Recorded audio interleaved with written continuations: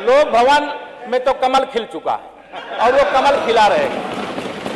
और देखिए माननीय अध्यक्ष जी, साइकिल पंचर हो गई है तो अब पंचर को ठीक कराने की जो आपकी साइकिल है उसको शायद उत्तर प्रदेश जनता ठीक करेगी नहीं। इसलिए मैं लोक भवन में कब बैठूंगा? लोक भवन में हम लोग ये पीडब्ल्यूडी मिनिस्टर रहे, ये भूल गए इनके जिले की मुख्यालय की सड़क किसने बनाई? आपने बनाई? बताइए बताइए। फोर लेन किसने बनाई बताइए? माननीय अध्यक्ष जी, मैं आप कृपया करके आपस में डिबेट नहीं करें, आपस में डिबेट नहीं करें। कृपया करके नेता प्रतिपक्ष पूर्व मुख्यमंत्री जी को ये बता दीजिए, ये 5 साल सत्ता में नहीं रहे, आगे 5 साल के लिए फिर विदा हो चुके हैं। 2027 में चुनाव आएगा, मैं तो यह मानता हूं कि फिर कमल खिलेगा। फिर आपका अभी कोई भविष्य इस समय नहीं है, लेकिन सड़क किसने बनाई है, एक्सप्रेस किसने बनाया है, मेट्रो किसने बनाई है? जैसे लगता है आपने सैफई की जमीन बेच करके ये सब बनवा दिया है। तुम अपने घर के तुम अपने पिताजी से पैसा लाते हो बनाने के लिए? तुमने राशन बांटा है तो पिताजी ने क्या बात है? वही बात है।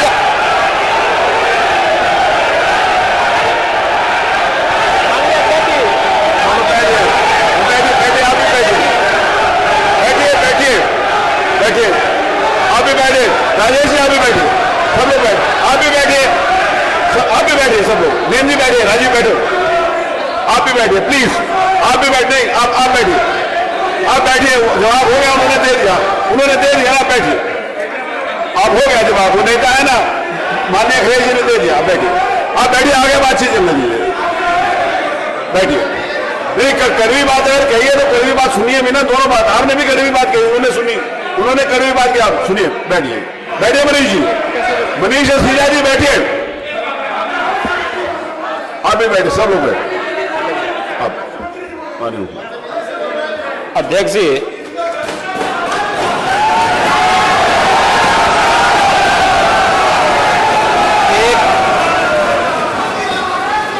एक घंटे से अधिक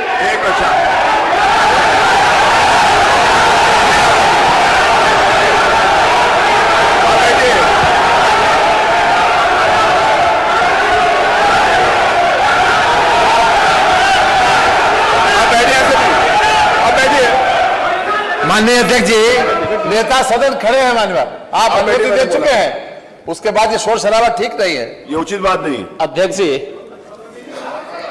1 घंटे से अधिक पूरा सदन माननीय नेता प्रतिपक्ष को सुनता रहा। बड़ी शालीनता के साथ उन्होंने अपनी बात कही। विपक्ष के नेता का जो दायित्व था, उन्होंने अपने कर्तव्यों का निर्वहन किया, हम लोगों ने सुना। इस सदन में और सरकार के उप मुख्यमंत्री अपनी बात को रख रहे हैं, बीच में रनिंग कमेंट्री का मतलब क्या है? और दूसरा, एक सम्मानित नेता के खिलाफ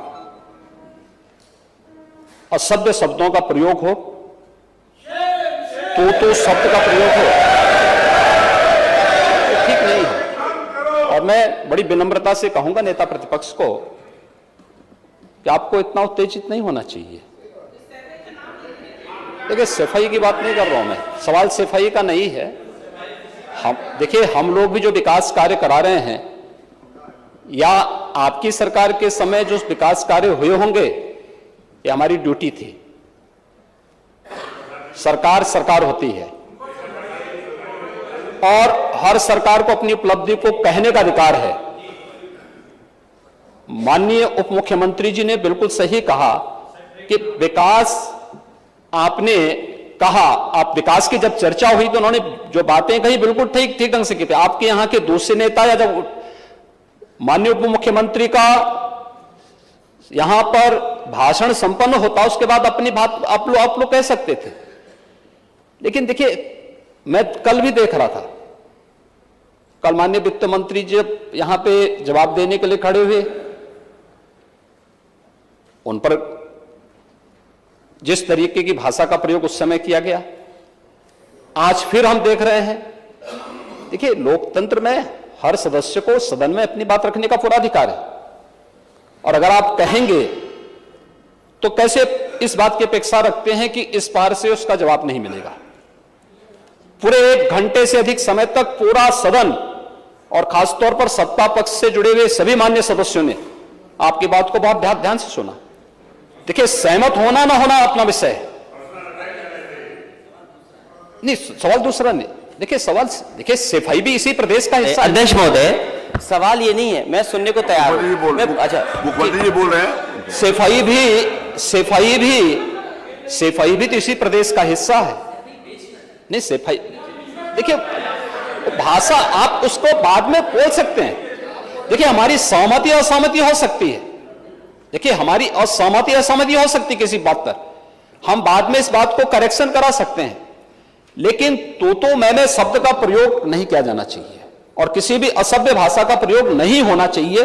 और मैं माननीय अध्यक्ष जी से अनुरोध करूंगा कि अगर इस प्रकार की शब्दावली प्रोसीडिंग का हिस्सा बनी है तो कृपया उसको हटवा दें, क्योंकि यह गलत परंपरा होगी और मैसेज का देश के अंदर खराब जाएगा। हमें हमेशा इस बात को ध्यान में रखना होगा, सदन की मर्यादा का ध्यान हर हाल में बनाए रखना होगा। दूसरा, जब एक सदस्य बोल रहा हो तो सदस्य के बीच में, और खासतौर पर उप मुख्यमंत्री बोल रहे हो, तो बीच में रनिंग कमेंट्री करना, बीच में धमकी देना, ये चीजें ठीक नहीं है और मुझे लगता है सदन की मर्यादाएं इससे आहत होती हैं। कोई भी इसको नहीं स्वीकार करेगा और मैं विनम्रता से कहूंगा माननीय नेता प्रतिपक्ष को, उनका सम्मान है, वे सबसे बड़े विपक्षी दल के नेता हैं और मुझे लगता है कि इस मर्यादा की अपेक्षा केवल सत्ता पक्ष से ही न करें, विपक्ष भी उस मर्यादा का पालन करेगा तो दोनों का सम्मान बना रहेगा और यह सम्मान दोनों का बना रहे। देखिए सहमति और सहमति लोकतंत्र की ताकत है, या आवश्यक नहीं, हम ये नहीं कहते हमारी बात से सहमत हूं, या मैं ये भी नहीं कह सकता कि मैं आपकी बात से सहमत हूं। जब मेरी बारी आएगी, मैंने तो पूरे 1 घंटे तक आपकी बात को सुना, मेरी बारी जब मेरे दल की ओर से मेरी बारी लगाई जाएगी, मैं उस दिन अपनी बात को यहां पे रखूंगा। मैंने आपके पूरे भाषण को इसीलिए सुना ही नहीं, प्रोसीडिंग मंगाऊंगा, फिर देखूंगा, उसका पूरा जवाब भी दूंगा यहां सदन पे और मैं उम्मीद करूंगा कि सभी विपक्षी नेतागण उस दिन यहां पर हमारी बात को भी सुनेंगे। लेकिन एक सरकार के वरिष्ठतम नेता में से एक और उप मुख्यमंत्री जो लगातार दूसरी बार उप मुख्यमंत्री हो रहे हैं, उनके द्वारा अपनी बात को रखा जा रहा हो, मुझे लगता है शालीनता से हमें सुनना चाहिए। अगर हमें लगता है गलत हो रहा है, देखिए बहुत सारी चीजें अगर हम भी इस बात को कहते, बहुत सारी चीजें नेता प्रतिपक्ष भी ऐसी थी जो आपत्तिजनक हो सकती थी, हमने सुना, भाई हमें जो स्वीकार करना होगा वो स्वीकार करेंगे और उसका जवाब देंगे भी, लेकिन बीच में इस तरीके की उत्तेजना दिखाना उचित नहीं है। देखिए माहौल इससे खराब होता है और अनावश्यक रूप से बाहर मैसेज खराब जाता है। हमारे बारे में टिप्पणियां होती हैं, सदन के बारे में टिप्पणी होती है, हर एक सदस्य की मर्यादा भंग होती है और सदस्य की इसका सम्मान बाहर तार होता है, पब्लिक में इसका मैसेज खराब होता है और इस प्रकार की शब्दावली का प्रयोग न हो। और अगर ये तो शब्द का प्रयोग हुआ है तो मैं आपसे अनुरोध करूंगा कि कृपया इसको सदन की प्रोसीडिंग का हिस्सा कतई न बनाने दिया जाए, क्योंकि ये आने वाले समय में नजीर बनेगा।